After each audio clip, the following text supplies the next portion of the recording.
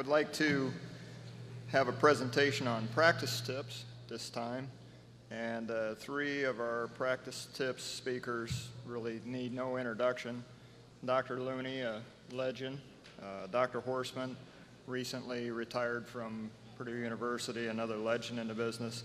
And Dr. Hornickel, one of the co-founders of Sunshine Genetics, will be our next three to present practice tips. So without further delay, Dr. Looney.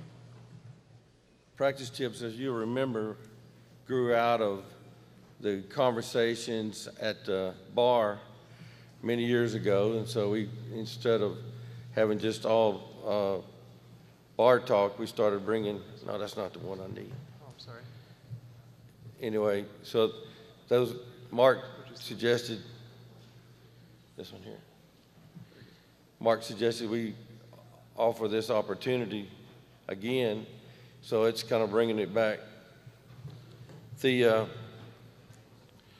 My practice tip has to do with these embryo transfer sheaths.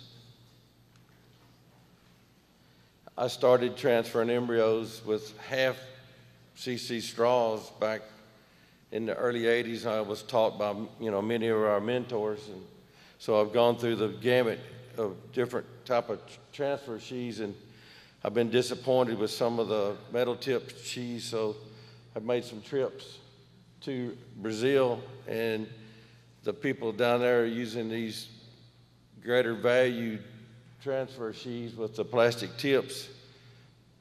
I brought some of them back and tried to pull the plastic tip away from the blue sheath.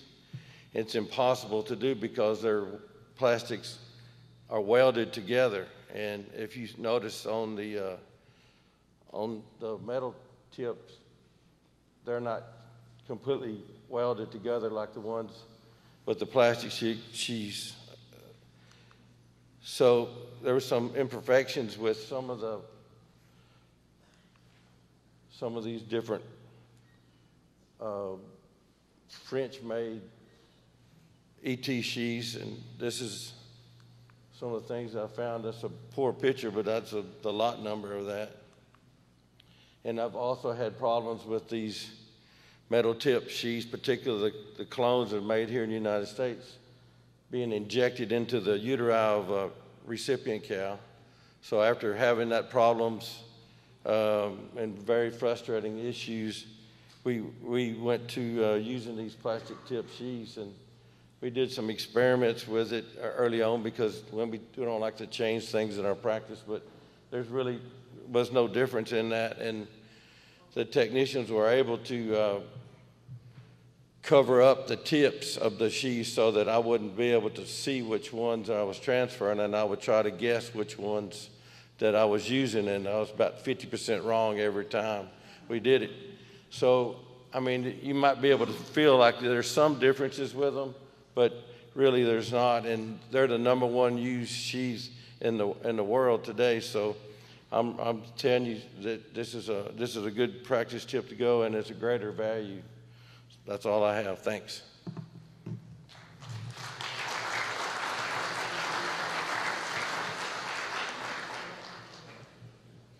When Mark called me and asked me to do this, I told him that I had retired previously and I was not doing any more presentations, but he wouldn't take no for an answer, so I decided I'd go ahead and put something together, and hopefully you can learn something from it. Many years ago, I had a client that had many unruly recipients. They were key influence cattle, and they were tough to deal with. And about that time, there was an article concerning the use of rompin or xylazine as an epidural in horses, and we tried some of it at Purdue and found that it was really superior to lidocaine for an epidural. And we tried some of it in the cow, and it worked quite well. Of course, it was, being as frugal as veterinarians are, it was kind of expensive, so I kind of played with putting xylazine in the lidocaine, and talked to several practitioners and kind of played with the dose a little bit, and started out with 300 milligrams of xylazine in a 100 ml bottle of lidocaine, and then would use 3 to 4 mils per epidural. And we found that it was a much quicker onset of analgesia, and we also found that it did last much longer. And I've used it in some animals that were, straining for other reasons, like rectal prolapses or uterine or vaginal prolapses, and the effect of it does last much longer than lidocaine alone. So, and it does give you better analgesia, and it does does tranquilize and relax those unruly recips.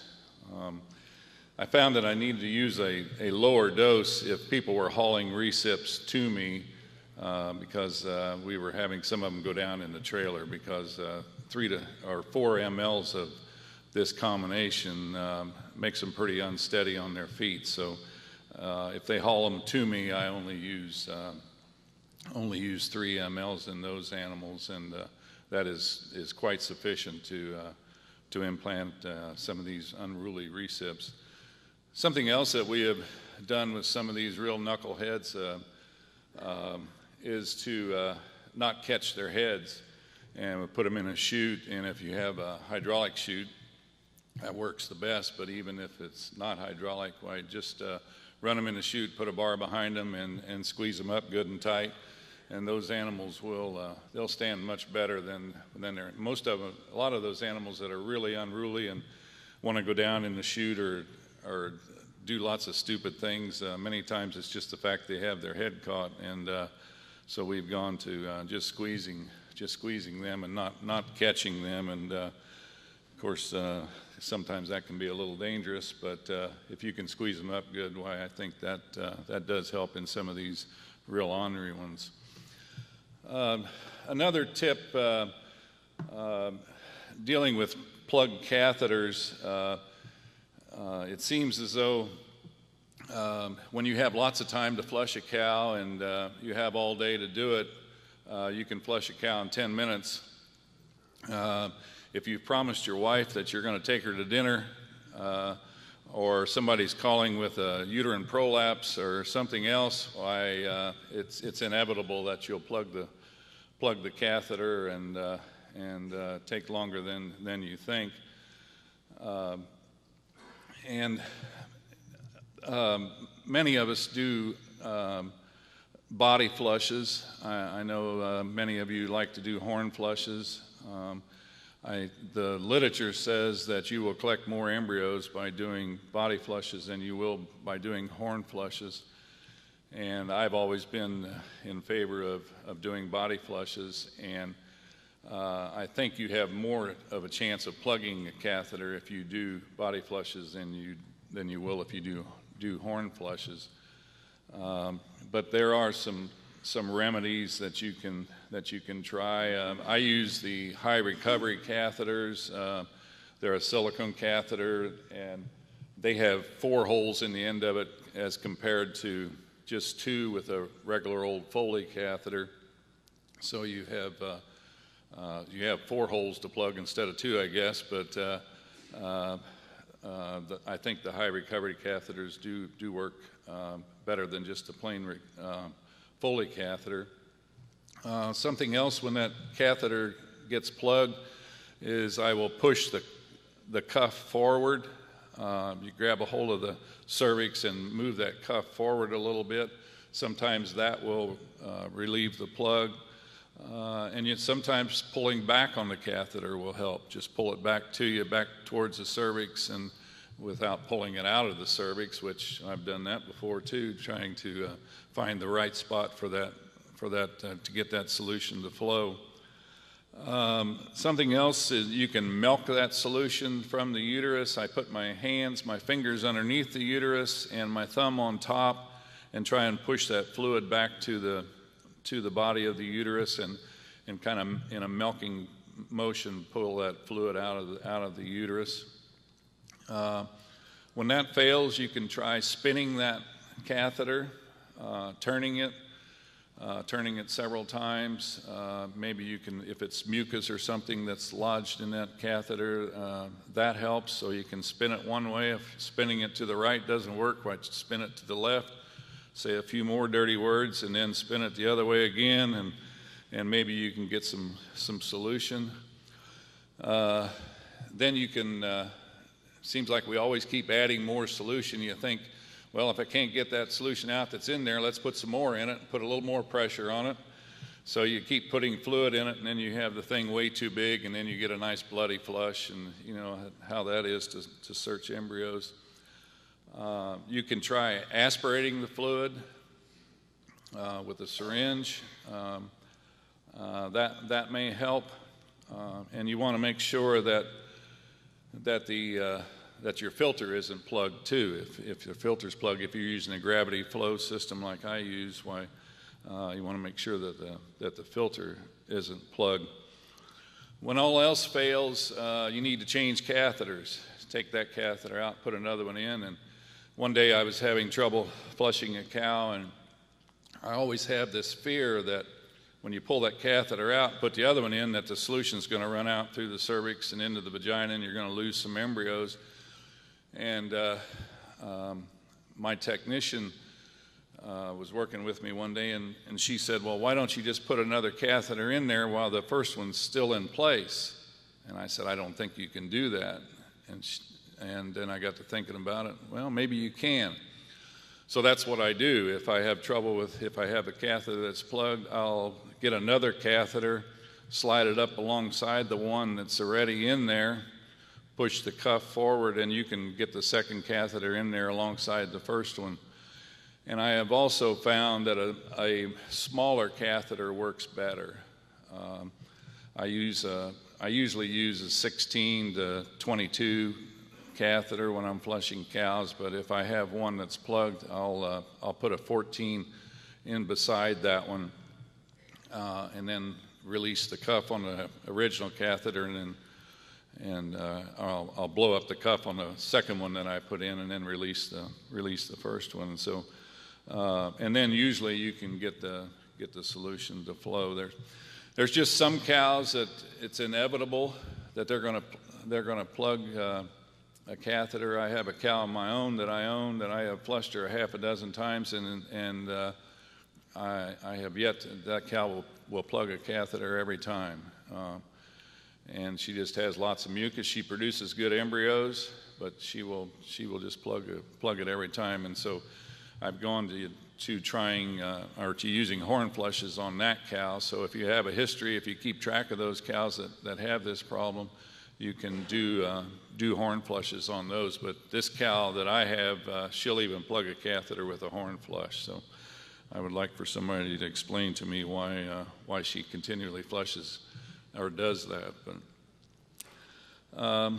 another thing, teaching students to do epidurals for 36 years, and you know, we always teach them to pump that tail to palpate where you want to put that needle. I haven't pumped a tail to find a location, put a needle in probably 20 years. And I know many of you are the same way. You can look at a cow and tell where to put that needle, but some of these really obese cows, if you look at those really fat cows, and if you look at that gob of fat right there, you put your needle right smack dab in the middle of that thing, you'll be right on every time. I don't even palpate them. I don't feel it. I don't look. I just find the biggest gob of fat that I can find, and the fat tends to accumulate right over the vertebrae where the two vertebrae come together, whether you're doing a sacrococcygeal or the first and second coccygeal. You'll always have a big gob of fat right there. So if you, of course, you're all going to clip that up and scrub it, right? And you put your needle just figure out where the very middle of that thing is, and you may need to use a 3-inch needle on some of these really obese, over-conditioned donors. But if you put it right smack dab in the middle of that big gob of fat, I'll guarantee you'll be right on every time, and you don't have to pump the tail or do any of that kind of thing. And pumping the tail, the only thing that does is let air in the rectum and in the vagina and makes everything else tough. So I never pump a tail to find where to put the needle. So one other thing, veterinarians, we're all very frugal, and those of you that use this little machine to make your labels, Tom from AgTech put me onto this. I was buying all of these ribbons, and he said, "You are rewinding those and reusing them, aren't you?" And I said, "No." And he said, "You need to be." And if you look at those ribbons, there's a very small part of it that actually prints, and you got this whole area right here that's never used. And so you can rewind these things, and if you get them set just right, you can reuse them. You can rewind them at least one time and still print a very legible label. And I was trying to figure out a way to rewind these things, and it takes a long time if you're going to do this by hand. But I found that an Allen wrench will fit in the end of this thing, so I cut the end of the Allen wrench off, put it in a drill, and you can turn those things backwards, and you can rewind one of those in 30 seconds or less by just putting that Allen wrench in that drill. I think I have you just stick that Allen wrench. You'll have to figure out what size Allen wrench, and I don't know what size it was. I just grabbed one out of the toolbox and one that fit in the end of that thing, and it fits right in the end of it. And I asked Tom this morning, the new labeler that he has out there, the ribbon is the same, and the Allen wrench will fit in that one too. So it takes you no time at all to rewind that and be able to reuse it. So I think someone tomorrow is going to talk about ergonomics and protecting yourself as practitioners, and how to save your arms and your knees and your shoulders and all of that. And for you young people out there, I think that'll be the most important session of this conference, because it's palpating cows, flushing cows, putting in embryos. It's tough on the arm, it's tough on the body, and so anything that you can do to make things better will definitely, hopefully, prolong your career. This is one thing that I stole from one of my clients. I put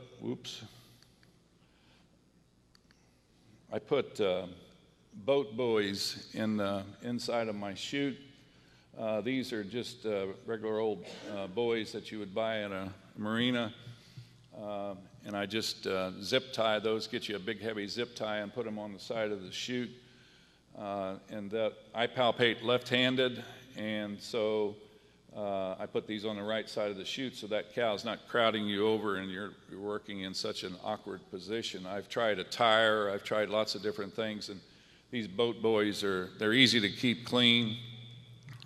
You can find them on sale. Occasionally Dick's or some of the sporting goods places will have them on sale. They're kind of expensive. They're $16, $18 a piece, but I was able to find a package of 4 for $20 here a few months ago. So if you watch for sales, and they work pretty nice, and they have air in them, and when one of your unruly recipients puts a hole in one of them because she puts her foot on top of it or breaks it or tears a hole in it, well, just fill it full of great stuff. The expanding insulation that you can buy, just put a hole in it and fill the thing up full of great stuff, and it works good too. So I actually carry one of these in my truck with a couple of zip ties and some chutes and some cows. If you're palpating a lot of cows, well, it sure does help to keep those cows over on the left side of that chute and save a little wear and tear on your shoulder and arms and everything else. So I debated whether to even talk about this, but I'm going to do it anyway. You know, when you get to be, when you're 5 years old and when you're 67, you can say anything you want. So I had a strange thing happen last year.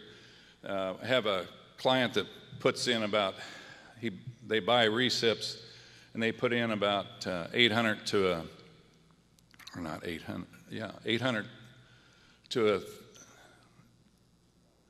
1,000 embryos each year. And there's 4 or 5 veterinarians that put embryos in there. And one of the veterinarians put some embryos in one day, and I got there 3 days later, and they wanted me to put some more of these embryos in, and I said, those aren't direct transfer embryos. And they said, well, we didn't have any paperwork with them. And so they said, well, we just put 8 of those in as direct transfers the other day. And I said, oh, really? And they said, yes. So I got my solutions out, and we did the 3-step thaw method with these embryos that were frozen in glycerol, and I put 8 of them in also.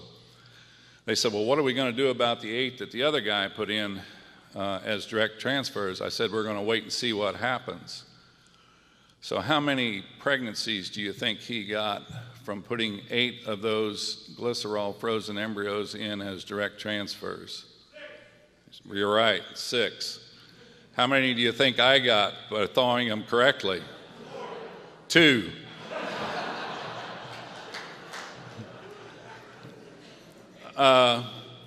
We've been putting the glycerol embryos in as direct transfers, and these are IVF embryos, and we are doing better with the glycerol in this herd. And we've not put great numbers in, and I don't have all the data collected yet, but we're doing better with glycerol, putting them in as directs, than we are when we thaw them with the 3-step method. Take it for what it's worth. It's just, I thought it was pretty strange, but that's the way it is. So I'd gladly answer any questions, except anything about Purdue football. So we don't talk about that. So.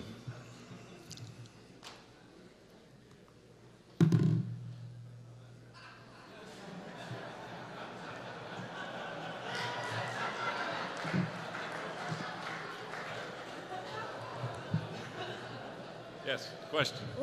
With regard to the glycerol embryos that you're transferring, do you have enough to be able to share some data on that maybe next year?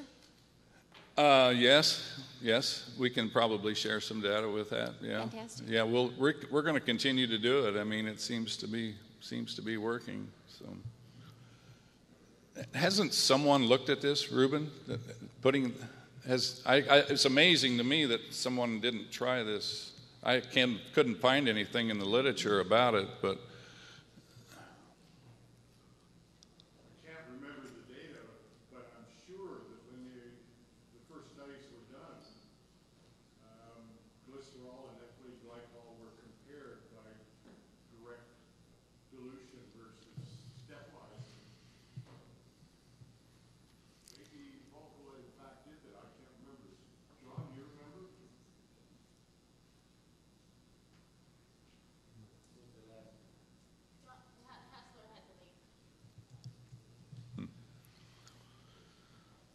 Dr. Horstman? Yes. Yeah. In relation to your cow that you have trouble getting mucus with, we all see those, but you might try an infusion rod sometime with a syringe on the end of it and just put the infusion rod up into the cervix and put you some pressure, back pressure on your syringe. It's amazing how much mucus sometimes that you'll get out of those cows. Before you start to flush her, before you start to flush, yes.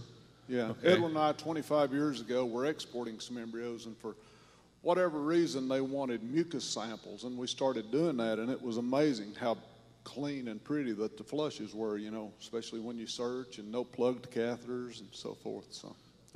So you just do it at the body of the uterus or up both horns, or?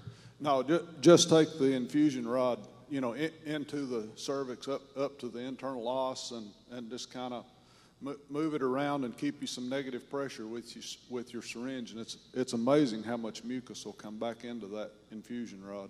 Okay, thank you. And then put your catheter in. Thank you. Any other questions, comments?